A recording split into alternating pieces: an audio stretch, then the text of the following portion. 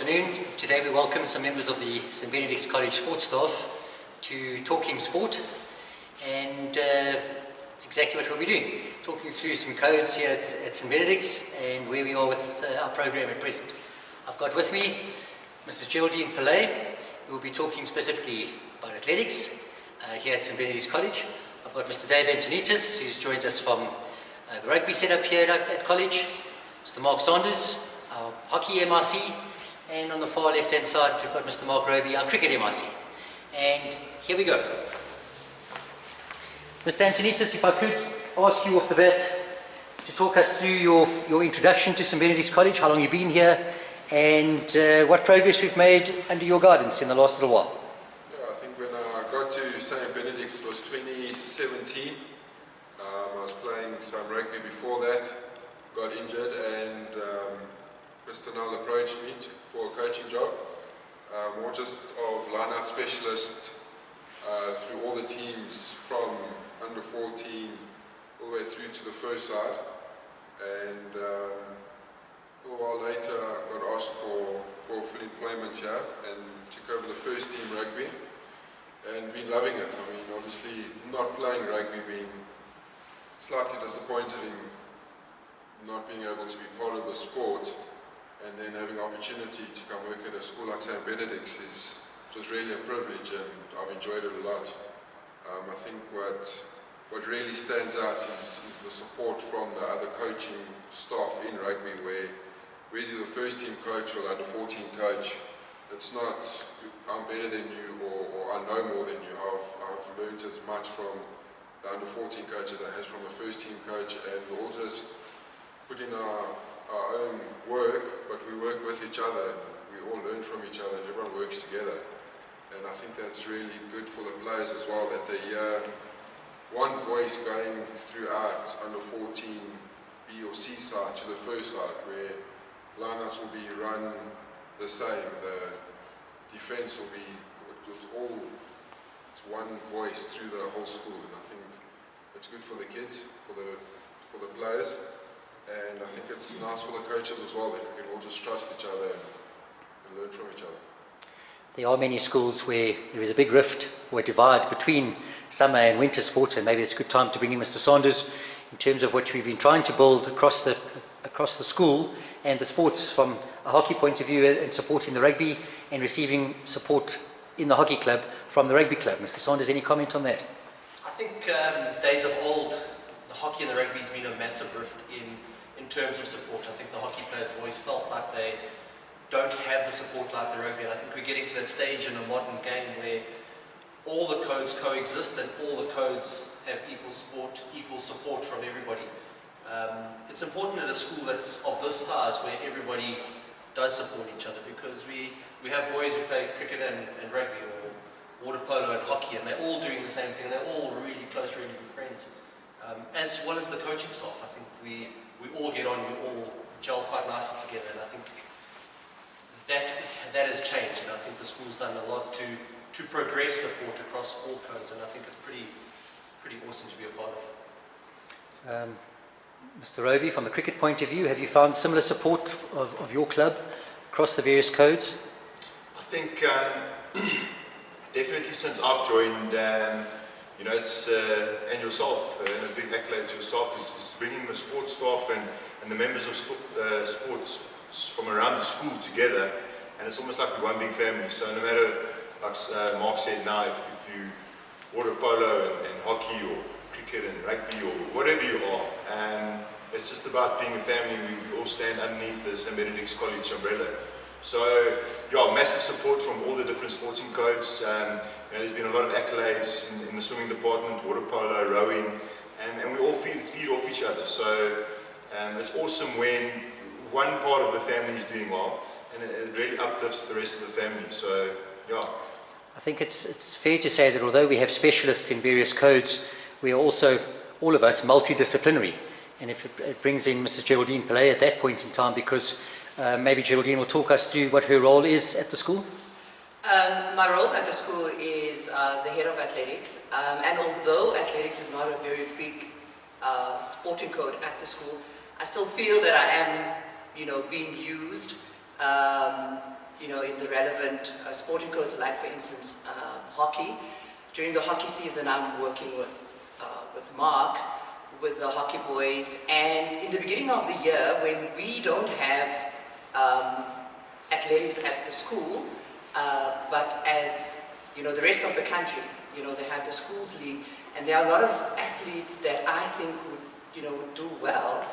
And again, the communication between coaches, because a lot of the athletes are doing cricket, they are rowers, and just to communicate and have that, the open communication channels between coaches and athletes, it has made it possible for me to expose our athletes to a Gauteng championships and a district championship. So I really want to echo that, the communication is brilliant, and I think in the end, our focus is the Benny's boy. It's sport at Benny's, not hockey, not rugby, because at the end, it will benefit the school. So talking about the boys, to stay with you, Geraldine, if you could talk us through some of the talented boys that you've worked with in your time here, particularly from an athletic point of view, and then we'll take that through all the codes. Yes, I have seen some exceptional talent with the likes of Tulani Ngob, who's also a brilliant rugby player. We have Tandu Shabalala, who's also a brilliant rower and a rugby player. Owen Matinga, and it's a whole list of athletes. And again, it is about managing them properly, because as much as I would love them to become Olympic athletes, that might not be in their plans. They might want to be a Protea cricketer or a Protea hockey player. But again, it is awesome to work with these kids, because in the end we have to look at them holistically, and thank goodness for athletics. It will help with their conditioning for hockey, for cricket, and obviously definitely for rugby. So yeah, I enjoy working with these boys, a lot of talent, and hopefully, especially Tandu, that's in grade 10 now, I'll have a few more seasons with him before he leaves the school. Mr. Antonitis, just building on that in terms of the talent that you've been exposed to at St Benedict. Yeah, no, there's a lot of talent that's at the school, and not only in, as Geraldine was saying, not only in rugby specific, but I worked a little bit with the cricket as well. And if you look at the sportsmen, Tulani doesn't do cricket, but you pick someone like Kaya out, and he does excellent in rugby, and then you work with him in the cricket, and he's a brilliant cricketer as well. So I think the opportunity that they have at a school like this, with this support from the coaching staff, the support from their fellow players, the opportunity is so broad at a school like this, where in rugby you're getting the coaching, in cricket you're getting the coaching you need. But if you do want to go further in your rugby, but you don't feel fast enough, you've got you go to the athletic coach, and you can help them with their speed or where they have to go. But the talent at the school is really, really big, and I'll mention Tulani again, where you watch him do athletics and he's really good, and then you see him on a Saturday playing rugby and he's a star. So I think another person that you can sort of talk about when it comes to athletics and hockey is Sforza. Forza, yes. Phenomenal longer distance runner. Yes. And quite a decent hockey player, isn't it, Mark? Yeah, he's a very talented sportsman, and take it further, he's a tennis player as well. Sure. He's a busy boy, and I think that's what we try to encourage at St Benedict's, that multi-code athlete. And I think what we're finding across those codes is that talented athlete in your specific code is talented in the next code. And I think by delivering a holistic athlete, and that's probably where Geraldine plays a massive role in creating an athlete. And we're all trying to create an athlete within our codes, but she's looking to create an athlete across the board. And by creating overall athletes, we're going to have greater success in all our individual codes. You have the likes of Luke Holland, an old boy of the school, who cricket and hockey and excelling at Stellenbosch. I think we pride ourselves on not allowing boys to specialize. We're getting boys to play a multitude of codes, and it develops them overall. And I think what helps a lot with that is the facilities that the school has. With the cricket players or the hockey with the AstroTurf, you've got that massive cricket centre, and then to top it all off, it's probably one of the best gyms I've seen at a school. So where if they get a program to do, or if you want to work with them, if I want to do explosive or strength work with them, you've got all the facilities at the school. So there's never a question about facilities at the school. It's always a question about work ethic and how much effort and commitment you're willing to put in it. And that's up to the individual. We've got everything. We've got the talented coaches. We've got facilities, as you mentioned. And I think that plays a massive role in and also providing opportunities for the boys. There's forever a fixture going on. It's not like there's no opportunity for them to play rugby or to play hockey. I think for every season we really cater more than enough opportunity for boys to showcase their talent and also to be spotted or scouted for that matter. You know, when they are on the rugby field, you know, they can go and do alliance trials, right? Yeah. And in cricket the same, you have so many Easterns players that have come from the school. I think all around the board, I know hockey and cricket have moved across to Easterns.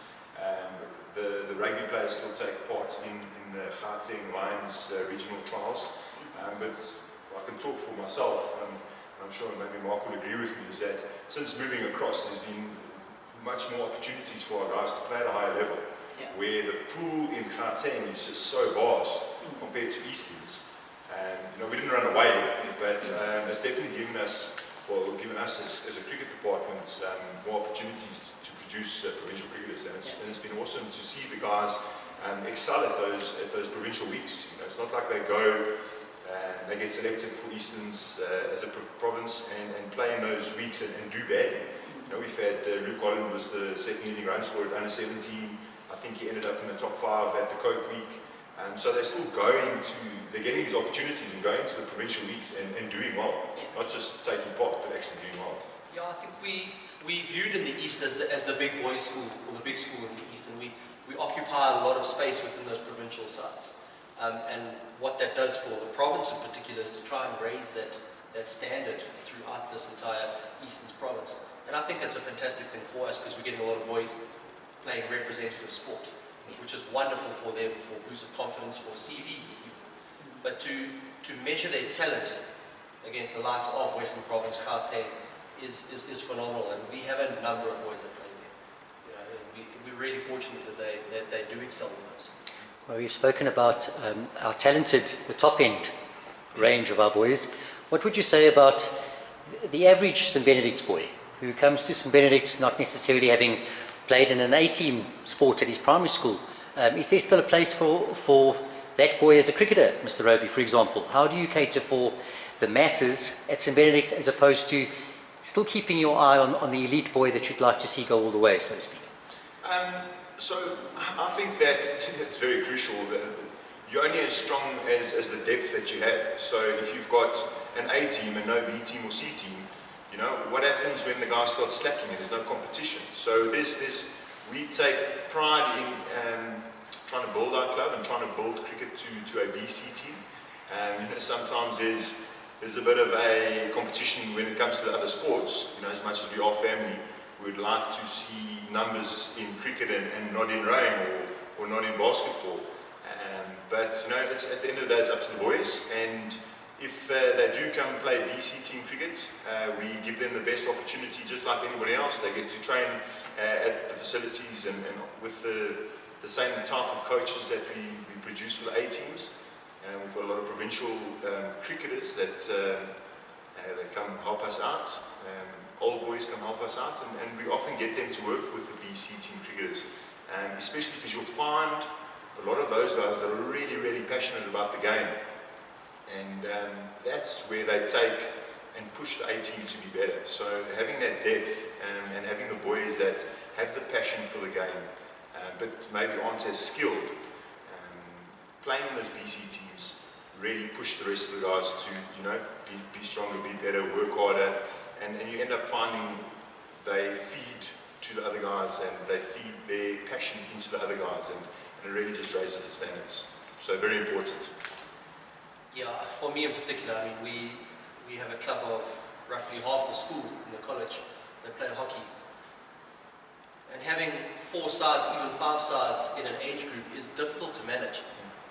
And I have looked at providing quality coaches for those DC team players to create that base, that balance, that depth that we're looking at across the board. And to be able to create that depth, we're creating a lot of fun aspect for those lower players, and I think that's where we engage them. But being able to engage them on the fun level and turning that ever so slightly into a more competitive level, we create that depth, and it pushes those Bs and A teams to excel a little bit more and to be way competitive with the likes of JP King Edwards and St John's Sicilians, or our private cohorts. We pride ourselves on being able to be competitive at all those schools. I think just to add to that, we see more and more of a basketball A-team player wanting to come play some B-team cricket with his mates, or a B-A-team swimmer, wanting to come play Wednesday T20 cricket with his mates in the BC team. And being able to get the boys to start doing that and wanting to do that, and like you said, that fun element, is there, and then those guys who take it a little bit more seriously, bringing the competition, and that's what's going to drive your sports, is those BC teams. Without them, there's no pressure. But having those guys wanting to play tennis and then come play cricket on a Wednesday, or play tennis on a Friday and play cricket on a Saturday, I think that's very cool, and we've definitely seen more of that over the past year or two. It's obviously a lot easier to do that in summer. I think we find it with the nature of the type of sport that rugby is, that boy may not be able to play a high AB rugby game as well as hockey, but there's certainly those guys that definitely like to play good level hockey and then go off and play for the 4th, 5th rugby. Encouraging those type of things. Well, it's much harder for you guys in the winter, I suppose, because the fixtures on the same day. We just also don't want the boy to hurt himself in a exert yourself as well, leaving from a Absolutely. hockey game, going straight into rugby game would be quite difficult. But we're encouraging them across the board, whether it's the fun aspect into the competitive stuff. As a group, could you talk us through the unique offering that St Benedict's have with regards to the practice day, known as the integrated day? Geraldine, maybe I'll start with yourself before I ask Dave, from a rugby point of view, how that might work and how you are utilised during that integrated day. What does the integrated day mean? When I first got to St Benedict's, I had no clue what an integrated day was until my first integrated day. And I thought it was pretty cool because now I have extra time to work with the boys. Whereas at other schools, they're only allowed to have sport training after school from 2 o'clock or 3 o'clock.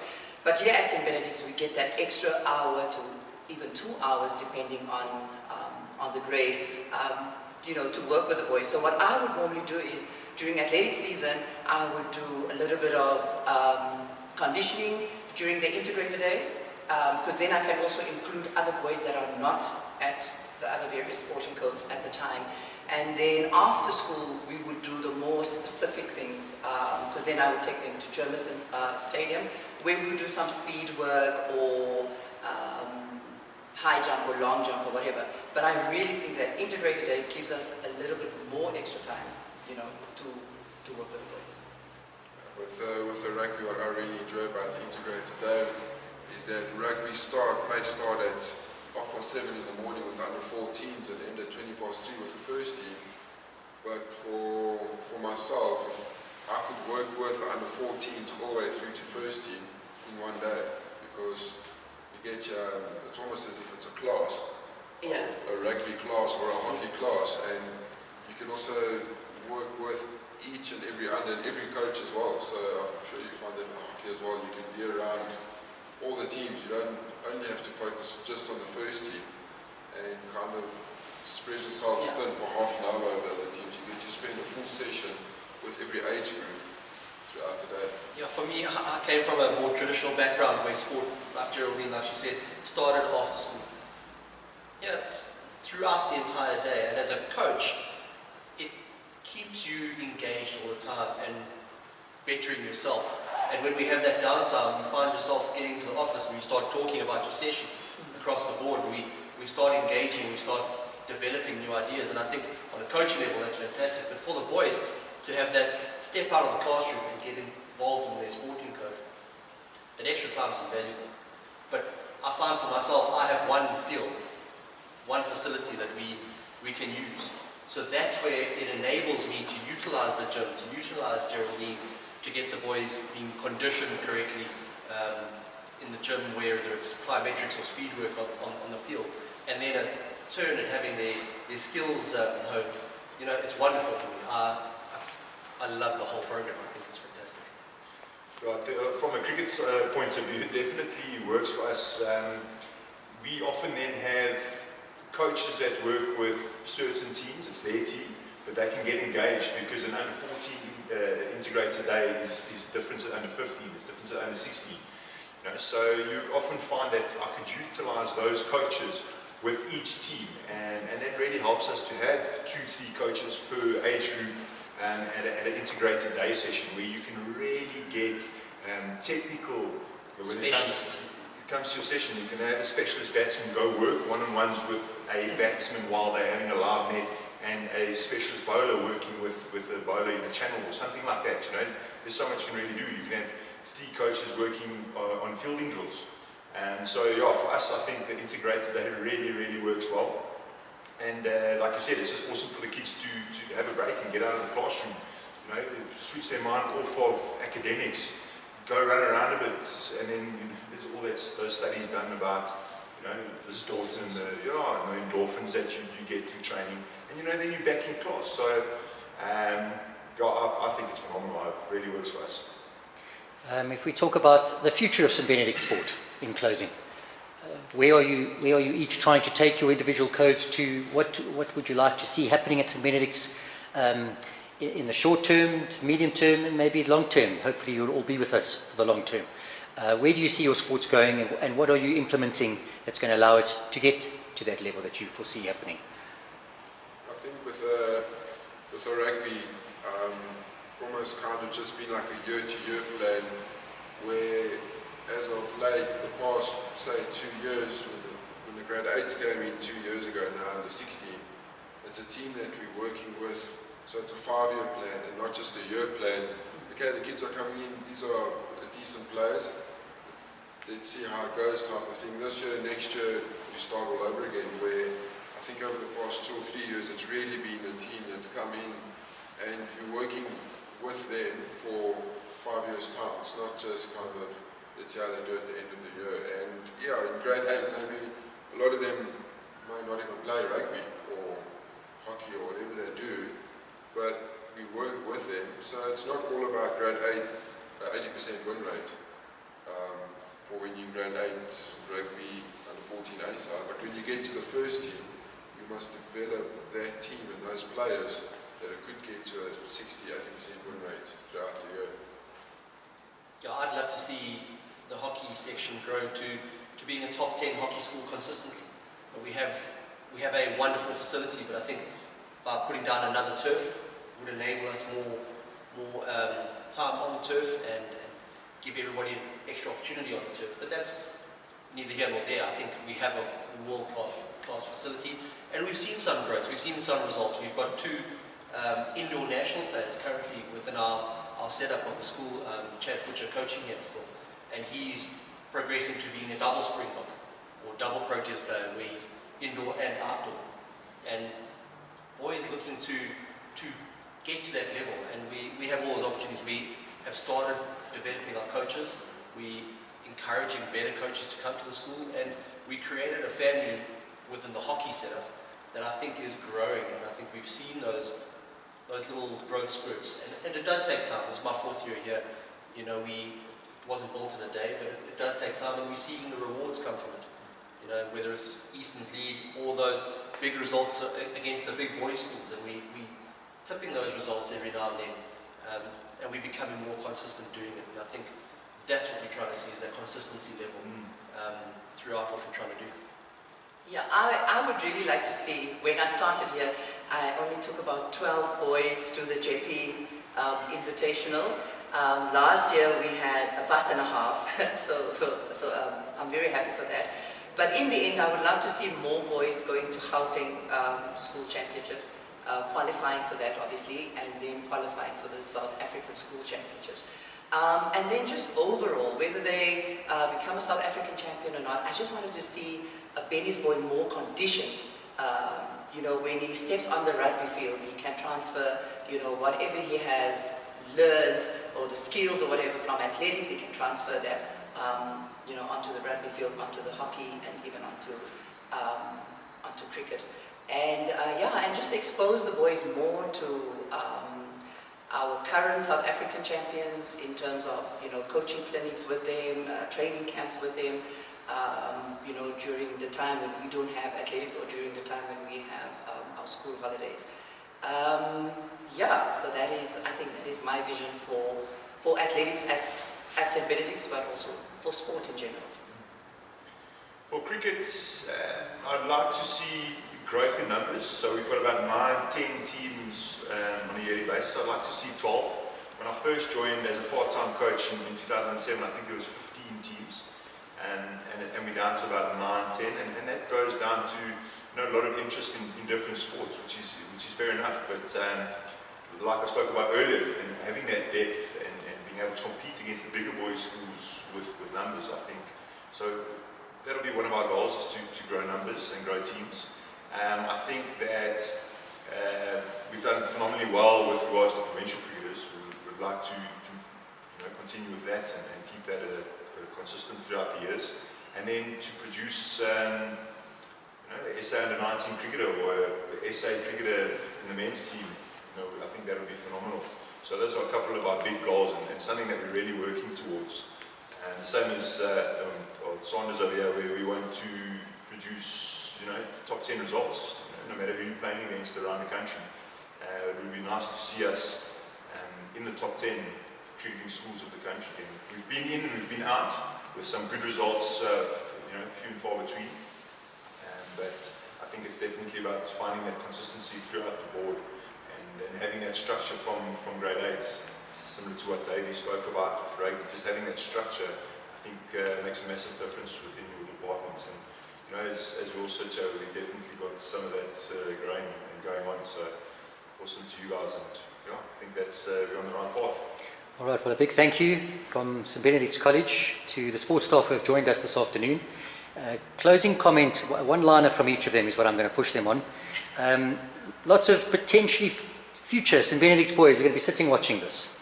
And we'll begin with Geraldine right through to Mark Roby, for them each to say, what would allow that boy to make up his mind to choose St Benedict's College over the other school around the corner or over the hill? Why would a parent send their son to St Benedict's College based on the program that we've got and that we are building? And then we'll say goodbye. Mrs. Pillay. Okay, there's a saying that goes, a good coach can change a game, a great coach can change a life, and we have great coaches at St Benedict's College, and that will definitely change your boy's life.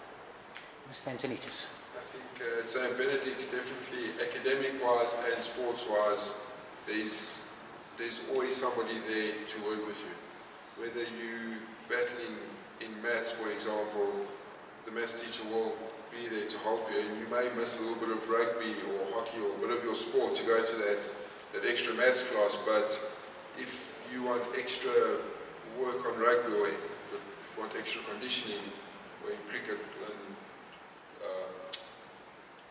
athletics, they're always there willing to help, and the coaches will stay after school, they'll be here before school. And sometimes the coaching staff plays at 5:30 in the morning just working on extra, so there's always development going on at the school, whether it be sports or academic. Good one-liner. Well, my one-liner. The opportunities are endless at St Benedict's, and that's up to you. So make the right choice, and anything's at your fingertips. Sure. Come find all your ingredients. All right, a nice way to finish. Thanks again to the staff, and we look forward to seeing your boys here at our school in the hands of some very capable people, as we've seen from the course of this afternoon's discussion. Thanks, David. Good afternoon. Thank you.